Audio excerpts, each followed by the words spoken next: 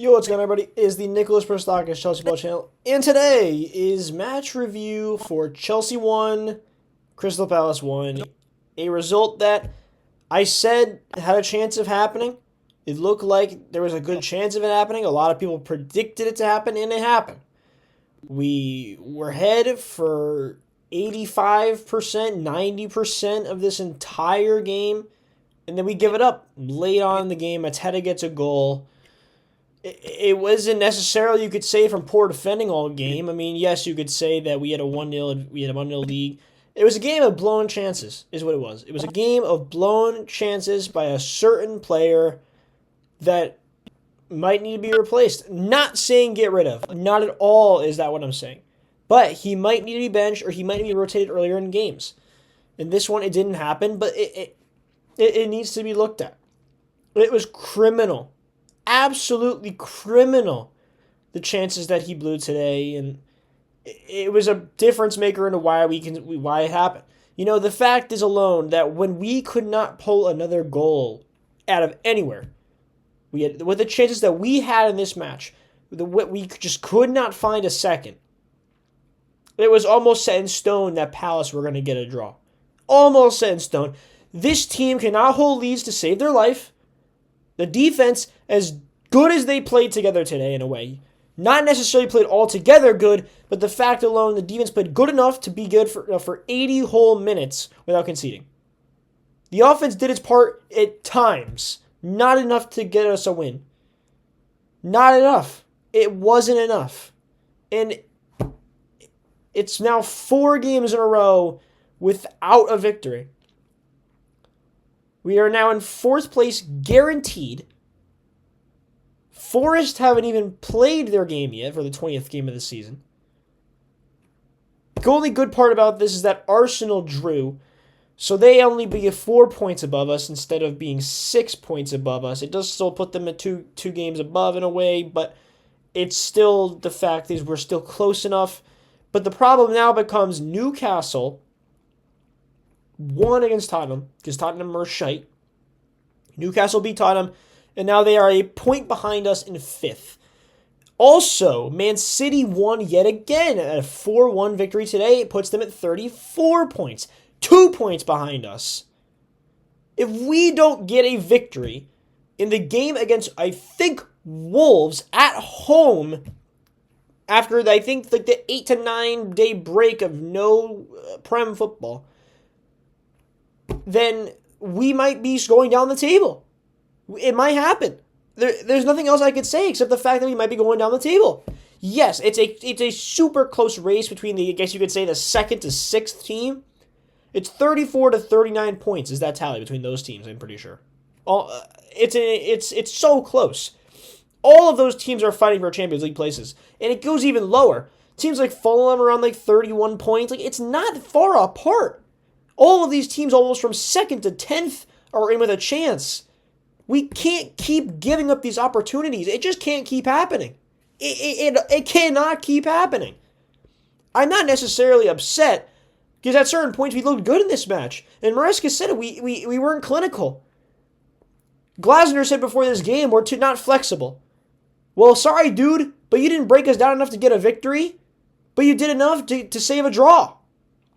I will say, in this one, we could have easily beat them. We could have easily beat them. It's the clinicality of our players that need to be better. But without further ado, let's hop into the lineup ratings. So this was the lineup that Maresca picked in this match. A little bit of a surprising one, not too much of a surprising one. Sanchez in net with Cucurella, Cole, Acheampong, Gusto, Fernandez, Caicedo, Sancho, Cole Palmer, Pedro Neto, and Nicolas Jackson. Starting from the back, Raul Sanchez, I gave a 7. I think he did his part once again. The saves he needed to make, he made in this one. He was even better than in previous games at distribution. Yes, it wasn't still good. His long balls, he had about, I think, half of them be completed. But compared to what he's done in previous games, it's better than what he usually does. Am I happy about it still? No, of course, he should still be better at passing.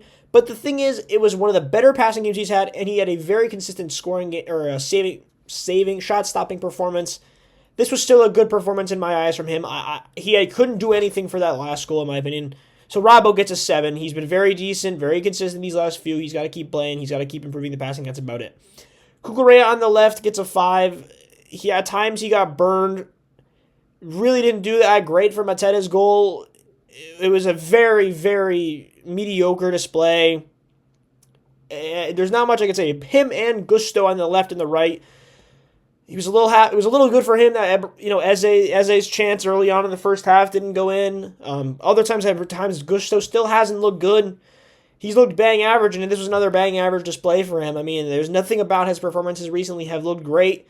I think that when the Wolves, when we play Wolves, in about a week and a half or so, I guess it would be about a week and a half, around that amount of time, we will see Reece James back in at right back. I 100% think so. It'll either be him or we'll see Acheampong play right back. But speaking of Acheampong, 7 out of 10. I mean, you can't ask for a better debut out of a guy. So composed. So composed. Acheampong was insanely good. I'm very, very happy that Maresca decided to give Acheampong his debut. I had a lot of people saying in my comment sections that he should be playing, and I fully agreed. I didn't put him in my lineup for the reason being that I didn't think Maresca was going to do it. I thought that he was going to instead play in the FA Cup match. He easily could still play in it, but at this point, I want to see him play again at right center back. This was a great display from him. Why in the world would I bench a guy like Acheampong who played right center back after a performance like this? At this point, I want to see him keep playing right center back the rest of the season. This was a starting performance display out of him. Tosin has been consistent at certain points, but this was a brilliant display from Acheampong. From a guy who's in his debut performance, to put a display out like this shows quality. That's why we wanted to keep this guy so badly, and that's why he should keep starting. Cole alongside of him looked pretty good. They look like a good pairing. Cole made a sensational block at 1-0 that let's put it this way. If he doesn't make that block, we lose this game 2-1. We let everyone losing this game 2-1. That's how it simply would have been. Cole, I thought, was pretty good, though, all around. I thought his passing was good once again. This was just another good game for the center backs, but the wing backs in this one weren't really helping them out. I thought that him and Cole were pretty good. Personal opinions, but just props once again to Acheampong. Very, very happy for this man. Caicedo and Enzo both get 6s. Enzo did pretty well, still as a distribution guy, getting further up the field. The pockets, I don't know how the pocket play is still working out for these guys, especially for a guy like Enzo. I understand he wants him to get in that left-hand side pocket, but I don't know. Would he be better used if he just sticks more centrally? I don't know. I'm not a tactic guy super much like that. But Enzo did well at getting the ball distributed well, getting up the field well. He had a chance to even get him on this stuff on the score sheet and make it 2-0 as well. It just didn't happen. Couldn't convert many chances. Couldn't convert our clinically chances at all today. Caicedo did commit a lot of fouls today, but another okay, solid around performance for him. I can't really say anything bad about Caicedo's performances this year. Maybe on a little bit more of a sloppy side today. I think you could probably say that on Caicedo, but it still wasn't bad. Player of the match, I guess, for our Chelsea team today, in my opinion, was Sancho.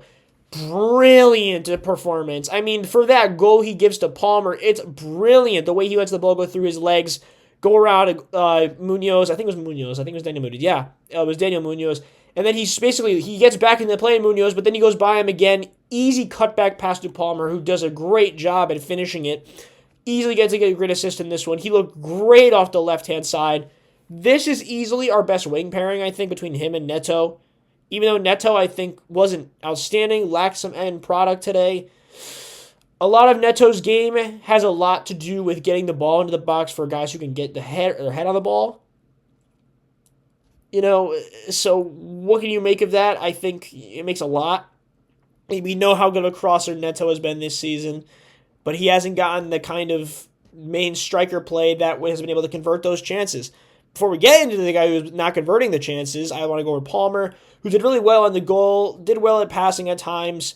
Just, again, another very solid performance from Cole. I wonder if you guys would give him a 7. I think a 7 is very fair for his performance in this game. I don't think giving him anything lower would make too much sense. Maybe you can get away with a 6, but I think a 7 is pretty solid. And then Jackson up top. Serious discussion needs to be had about Nicholas Jackson performances recently, and especially in this match. You saw how he acted when he was missing those chances. He was distraught. The one he shot with the outside of the foot, he went on the ground. He was like, how did I just miss that? How did you miss it? How did you miss it? You do everything else perfectly. Absolutely perfectly. And then you just slice it wide. I get it was close, but not close enough. You had the goalie beat. He didn't think you were going to do that.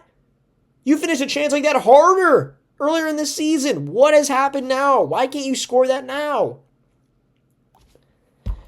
A guy, he had multiple opportunities. He had one at the back post who was put on a plate for him. Yes, still a hard chance. It's a half chance. Should have put it in. Doesn't do it. Doesn't do it. The one where he has to go outside the boot. It's a full chance, in my opinion. Doesn't take his chance. That's just 2 examples of how he missed chances in this game. Just 2. There were many more. It's a 4 out of 10 for me, for the reason being that this game could have been 3-1. It could have been 4-1 maybe. He just didn't do good at taking his chances. Someone like Guiu came on, who Morecambe was saying is going to get opportunities. And I wonder, after a performance like this from Jackson, who, yes, I can say, did good things in this match, but didn't do what he's meant to do as a striker good enough at all.